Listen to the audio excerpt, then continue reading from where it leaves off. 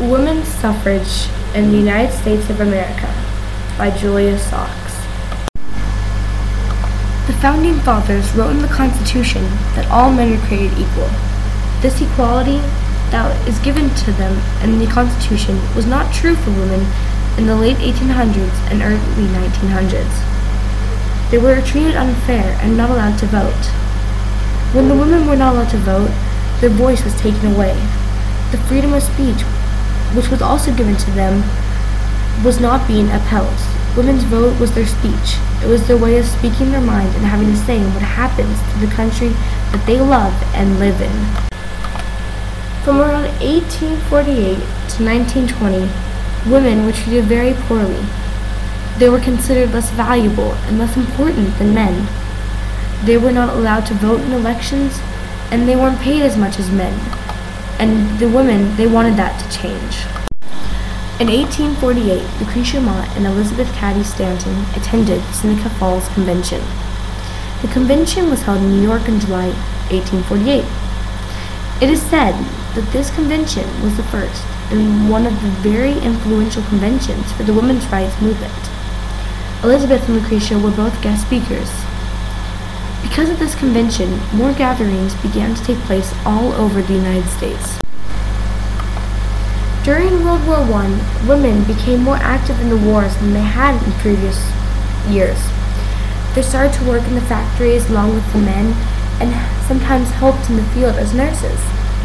After the war had ended, the National American Women's Suffrage Association took the opportunity to remind the Congress and the President how the women had contributed to the war effort and that they should be rewarded. They thought that they should be rewarded with representation in the political scene. The Founding Fathers wrote in the Constitution that all men are created equal. This equality that is given to them in the Constitution was not true for women in the late 1800s and early 1900s. They were treated unfair and not allowed to vote. When the women were not allowed to vote, their voice was taken away. The freedom of speech, which was also given to them, was not being upheld. Women's vote was their speech. It was their way of speaking their mind and having a say in what happens to the country that they love and live in. President Wilson showed his support for the women's suffrage movement when he made a speech on September 18, 1918. In his speech, he said that we have made partners of the women in this war. Shall we admit them only to a partnership of suffering and sacrifice and toil, and not to a partnership of right? A year after his speech, the House of Representatives passed a bill stating that the right of citizens of the United States to vote shall not be denied or abridged by the United States or by any states on account of sex. The Congress shall have the power by appropriate legislation to enforce the provisions of this article. The bill was passed with a 309 to 90 vote. On June 4, 1919, the United States Senate supported the amendment, voting 56 to 25. They then sent the amendment to the states to be voted on. When they sent the amendment, some states, including Illinois, Wisconsin, and Michigan, were quick in passing the law.